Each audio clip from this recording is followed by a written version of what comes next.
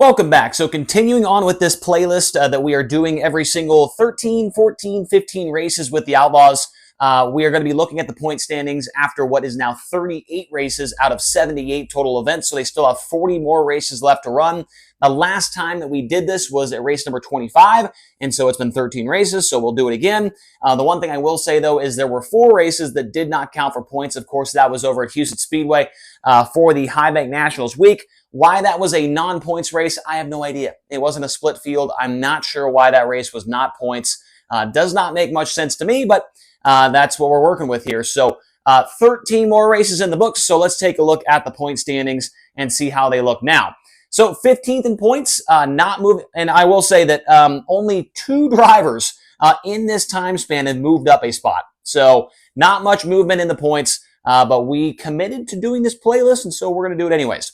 15th in points is Connor Morrell. He is 1,182 points behind David Gravel. His best finishes of the year, a 2nd place at Ohsweken Speedway in Canada and a 5th place run at Attica Raceway Park, which in my opinion was the more impressive run for Connor Morrell, was at Attica because that was a huge field. He qualified well and ended up in the top 5. He has 27 main events made out of 38, so he's missed 11 shows. No wins, 2 top 5s, and 3 top 10s.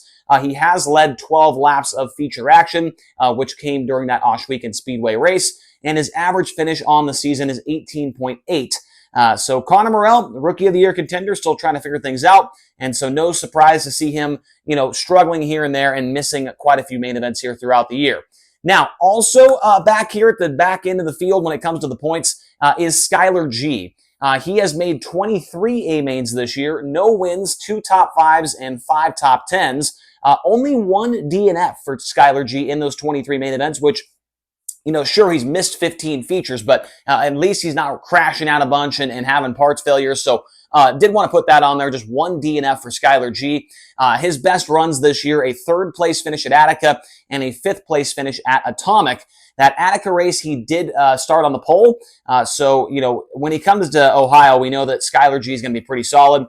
A 15.0 average finish for him. He comes in at 1,074 points behind David Gravel after 38 nights of competition. Now up to 13th in points, and that is where you will find the Bill Rose Racing number 6 of Zach Hampton. Hampton with 28 main events made on the year, no wins, no top 5s, and 4 top 10 runs. He has 4 DNFs on the season so far out of 28 A-mains. His best run, of course, was that incredible run where he was up to 2nd, I believe, at one point at Eldora Speedway. He ended up in the P6 position there. He missed all 4 nights over at Houston Speedway. I know those don't count for points, but that was not a good week for Zach Hampton.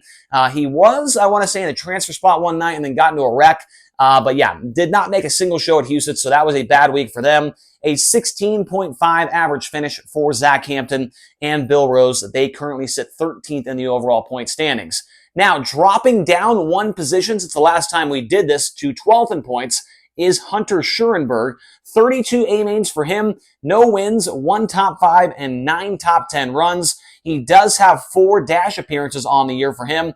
He is 872 points behind David Gravel. He is 40 points behind Cole Macedo for 11th in the overall standings. His best run of the year was a 4th place finish at the Atomic Speedway. And unlike Zach Hampton, Hunter Schurenberg was one of the very few drivers on the board here that actually made all 4 Houston's A-main events during the High Bank Nationals week. That was a very, very good week for that team. Hopefully built a little momentum. They've been kind of up and down all year long, but making all 4 shows at Houston was a big deal for them. 13.5 average finish so far this year for the Vermeer Motorsports number 55. Now, moving up 1 spot since the last time we did this was Cole Macedo. He is 832 points behind David Gravel. 32 A-mains so far for him. No wins, 3 top 5s, and 8 top 10 finishes. He has 16 laps led on the year. His best run, much like Zach Hampton, a 3rd place finish at Eldora Speedway, and that was a very, very impressive night for Cole Macedo. He could secretly be a guy to run up there in the top 10 during the Kings Royal Week, but the problem with him, the last 16 races, he only has 2 top 10 runs. So 16 race stretch with 2 top 10s. Last I checked, that's not very good. So those guys got to get things back on the right track here. A 14.25 average finish this year for Cole Macedo in his Rookie of the Year season as well.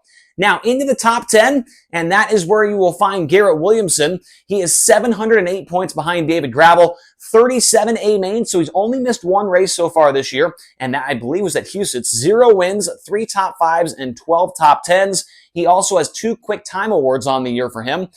His 3 top 5s all came during the Houston High Bay Nationals, a 5th, a 3rd, and a 4th. Over there, I believe may have led some laps as well on one of the nights, if I'm not mistaken. 5 top 10s in a row right now for Garrett Williamson. So he was top 10 both nights at Cedar Lake. And then before that, all those races over at Houston as well. A 13.1 average finish for Garrett Williamson. And I am sure he is wishing that Houston Speedway was a points-paying race, because he would be well in front of Chris Windom, who did not make any of the shows over there. So that Rookie of the Year battle is still close. What is it, about 24 points between those two? But if Garrett Williamson, if Houston's counted for points, Garrett Williamson will be 9th in points, and Zach Hampton would be 18th in points. I'm kidding. But Garrett Williamson would literally be 9th in points if those races did count. He's on a little bit of a heater right now. He's on his best stretch of races he's had all season long. Now up to 9th in points, we'll talk about Chris Windom. He is minus 684 to David Gravel. 34 main events for him, so he's missed 4 shows, 0 wins, 3 top 5s, and 14 top 10 finishes. His best finish of the year, a 2nd place run at the Atomic Speedway in Ohio. He did not qualify for any of the main events over at Houston Speedway. A 13.9 average finish for Chris Windom, which is actually higher than that of Garrett Williamson. But Williamson's, his average finish is bumped up quite a bit by those runs at Houston, which did not count for points, obviously. Windom at plus minus on the features this year is a plus 66. I want to say he's the 4th or 5th best guy when it comes to passing cars in the main events. So Chris Windom 9th in the points after 38 races. Now up to Bill Baylog. He is minus 628 to David Gravel, and Chris Windom is actually catching up to him. He's only, 60-ish points behind Bill Baylog right now. Baylog with 2 wins on the year. They came at Houston's, of course, and the other one at the Talladega Short Track. A plus minus of minus 59 in the features, so Baylog has some work to do there. Starts up front quite a bit. He usually qualifies well as an 8.8 qualifying average, I believe, but his average finish is 11.7. 37 A mains for Baylog, 2 wins, 8 top 5s, and 19 top 10s. He has 96 laps led on the season, which, looking at the board here, is more than Selzy, Schatz, Hodenshield, and Schuhart. So Bill Baylog's been up front quite a bit this year, but it's only resulted in those 2 wins. He is 628 points out of the points lead. Now up to Gio Selzy, who is, I don't know, it's been kind of a rough year for him. Only 1 victory on the year. He is 442 points behind David Gravel, 38 A mains, 1 win, 7 top 5s, and 26 top 10s. That win came back at Kennedale Speedway Park. That was back on race number 9. So that was 29 races ago, the last time that Gio Selzy won a race. But he has qualified very well all year, a 6.5 qualifying average for that number 18 car. The one issue I did see when I was looking up the stats here on DirtTracker.com was his top 5 efficiency. When he starts in the top 5, how often does he finish in the top 5? It's not very often. He started in the top 5 12 times and only finished there 4 times for a 33% clip there. So that is definitely something that Gio needs to work on. He has 62 laps led on the year. So he's definitely led quite a few races, but only 1 win on the year, only 7 top 5 finishes for Gio Selzy. Now up to 6th in points, and that's where you'll find Donnie Schatz. 38 A mains for him, no wins, 6 top 5s, 22 top 10s. He has 1 lap led on the year. If I remember correctly, I believe that was at Eldora Speedway when he ran 2nd.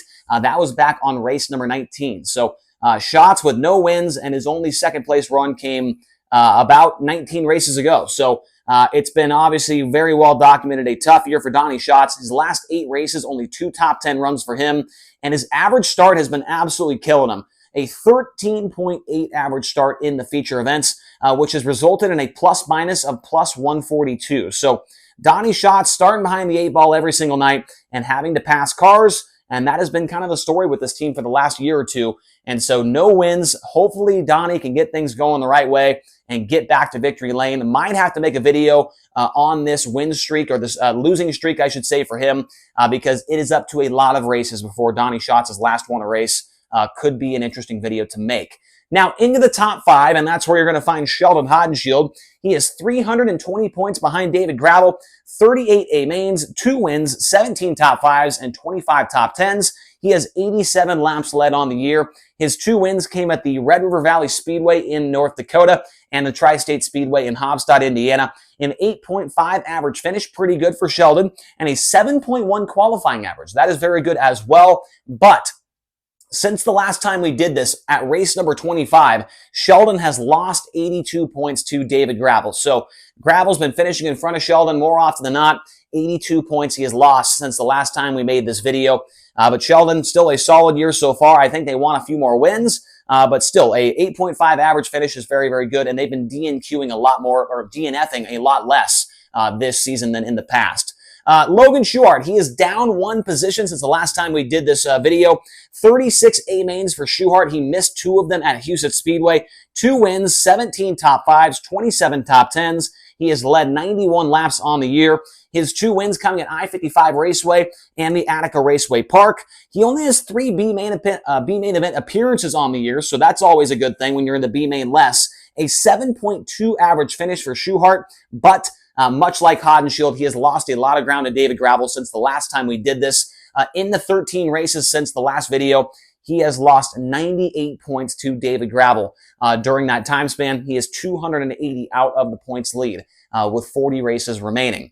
Now, up to Carson Macedo, he has moved up 1 position since the last time we did this. 38 A mains, 5 wins, 19 top 5s, and 28 top 10s. He has led 140 laps on the year. He is 210 points behind David Gravel, and he has only lost 4 points since the last time we did this video. Carson Macedo, the most recent Outlaw winner over at Cedar Lake Speedway. He ran second the night before, so he's gone well the last 2 races, but at Huset Speedway, it was bad. I mean, that's all you could say about it. He was not good at, I want to say his best run at Huset's was 14th, so luckily that did not count for points for him.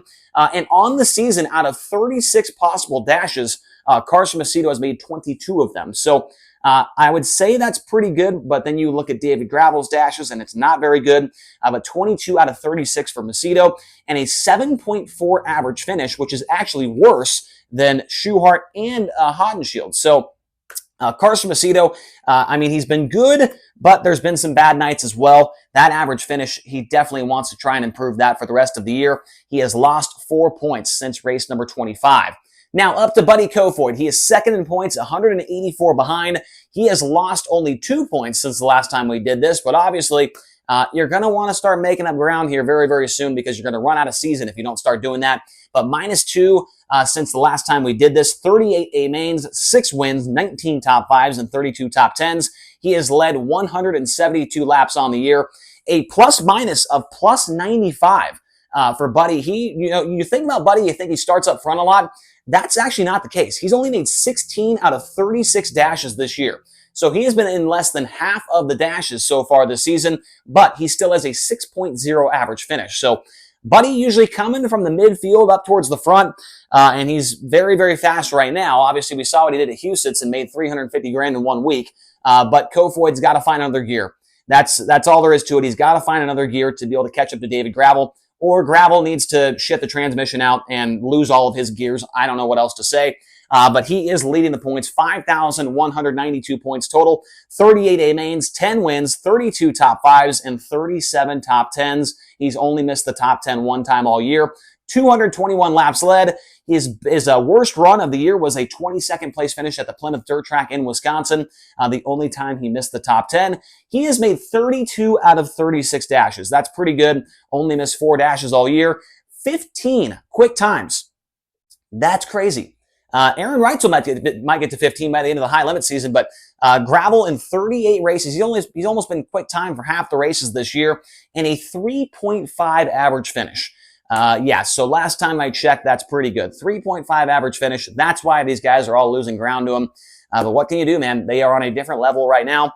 And that Big Game Motorsports number 2 looks like they are on their way to their 2nd championship. They still have 40 more races, though, to go. And we'll see if Kofoid, Macedo, Schuchart, maybe those guys can mount a challenge here late in the year and go on a run, but we'll have to wait and see how it goes. The Outlaws are off this weekend, and they are back in action next week. I cannot remember where they are at, but we'll see how it goes for the rest of the season. Thank you guys so much for watching this video. Make sure to leave your thoughts down below. Who is impressing you? Who is disappointing you when it comes to the Outlaw point standings? I want to hear all of your thoughts and more. Make sure to hit like, hit subscribe, and we'll talk to you again soon.